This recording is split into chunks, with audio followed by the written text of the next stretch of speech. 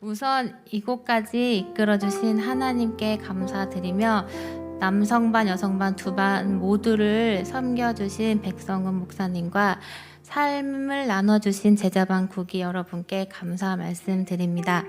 그리고 제가 제자반을 잘 마칠 수 있도록 손자를 잘 돌봐주신 엄마에게도 감사 말씀 전해드립니다. 어디서부터 시작해야 할지 고민하다가 우선 이름 없는 교회로 이끌어주신 하나님의 이끄심부터 이야기를 시작하여야 할 것 같습니다. 전 고등학교 때 교회를 다녔지만 고등학교를 졸업하고 대학 생활을 시작하면서 세상의 즐거움을 즐길 자유가 주어지면서 교회로 향한 발걸음은 계속되지 않았습니다. 그 뒤로 한 20여 년 동안 하나님을 등지고 제 멋대로 살아왔습니다. 하나님께서는 이런 제가 안 되게 졌는지 삶에 고난을 주셨고 어머니를 통하여 이름 없는 교회로 오게 하였습니다. 더 이상 기댈 곳이 없었던 저는 하나님이 계시다면 내 고난을 해결해 주시든지 아니면 왜 이런 고난을 주시는 건지 이유라도 알아보자라는 생각으로 발걸음을 시작했습니다. 교회에 섬기시는 분들의 첫인상은 너무 편했고 목사님의 말씀도 신앙이 없었던 저에게 부담 없이 다가왔습니다. 세기교를 듣게 되면서 그동안 내가 궁금해왔던 부분들을 알게 됐습니다. 전 그동안 탕자처럼 살면서도 하나님은 무엇이든 하시는 분인데 내가 왜 이렇게 살게 내버려 두시지? 하는 생각을 하곤 했습니다. 하지만 세기교에서 목사님께서 하나님은 계속 우리 문 밖에서 두드리고 있는데 그 문을 열지 않은 것은 우리라고 하여 주신 말씀은 저의 생각을 바꾸게 하여 주셨습니다. 계속 이야기하고 같이 하자고 문을 두드리고 계셨는데 제가 문을 닫고 있었던 것이었습니다. 그리고 정의를 다 드려야 하나님을 믿는 것이라고 말씀해 주신 부분, 그래서 저의 지식과 감정, 의지를 다 드려야 한다는 말씀을 듣고 내가 문을 열고 하나님을 향해 나아가자고 지정의를 다 드려보자라는 다짐으로 새가족부터 교리반까지 마치게 되었습니다. 그런데 교리반에서 목사님께서 교리반에서만 멈추면 안 되고 꼭 제자반으로 이어진다고 말씀하셨습니다. 제자반은 왠지 제자가 되어야 할 것 같아서 부담이 되어 나의 일은 아니다라는 생각으로 안 듣고 있었습니다. 그런데 제자반 신청이 시작되었고 수요일 저녁에 한다고 해서 아이를 키우고 있는 저로서는 아이를 볼 사람이 없으니 제자반 못하겠다, 잘 됐다는 생각을 하고 미루고 있었습니다. 그런데 또 하나님께서 문을 두드리고 있는데 제가 또 을을 못 드리고 있나라는 생각에 신청은 해보고 떨어져라 하고 빌었습니다. 하지만 그래서 나는 신청은 했으니 된 거다고 하고 결과를 기다렸습니다. 하지만 제자반 신청이 되었고 끌려가듯 제자반을 시작하게 되었습니다. 그렇게 시작된 제자반에서는 동력자분들의 삶을 알 수 있었고 지금까지 걸어오신 목사님의 삶을 솔직히 들을 수 있었습니다. 목사님의 삶을 들으면서 설교를 저리 잘하게 하시려고 하나님께서 목사님을 지금까지 이끌어 주셨구나라는 걸 느낄 수 있었습니다.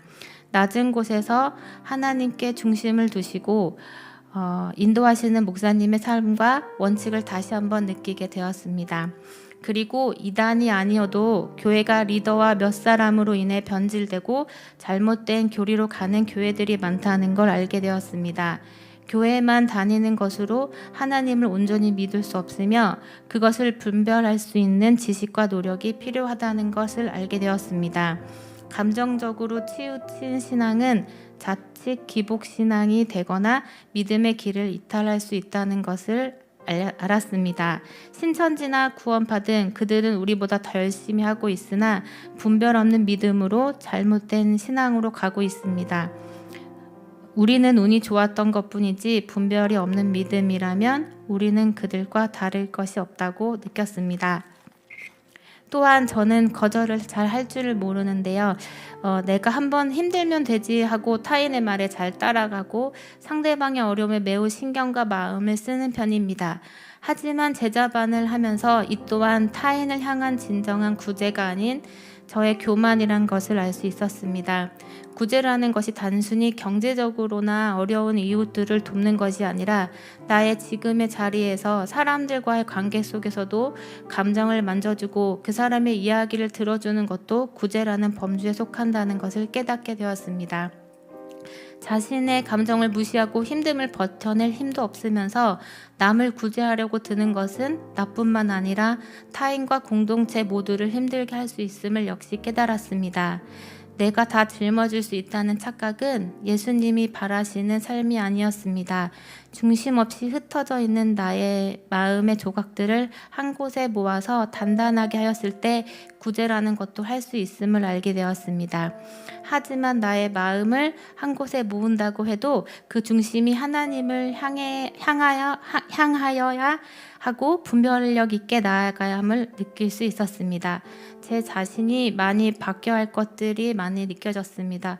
분별력도 있어야 되고 분수도 알아야 되고 다른 이들을 시험에 들게 하는 행동과 언행을 하지 않아야 한다는 부담과 내가 과연 잘할 수 있을까라는 생각, 그리고 내가 느낀 것이 하나님이 나에게 주시는 생각인지 내가 또 혼자를 얽매이고 있진 않은지라는 생각이 들면서 맨 처음 제자반을 신청할 때 떨어져라 하고 빌었던 나약한 믿음이 스물스물 올라오기 시작했습니다.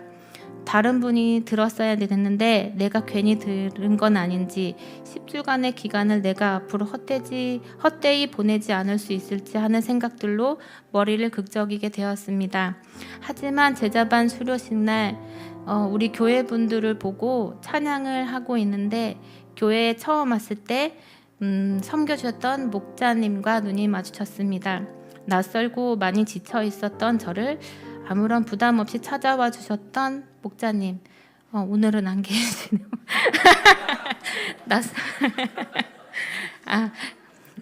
그분과 눈이 마주치는 순간 하나님께서 저를 이곳까지, 이 시간까지 이끌어 주셨다는 것을 느꼈습니다.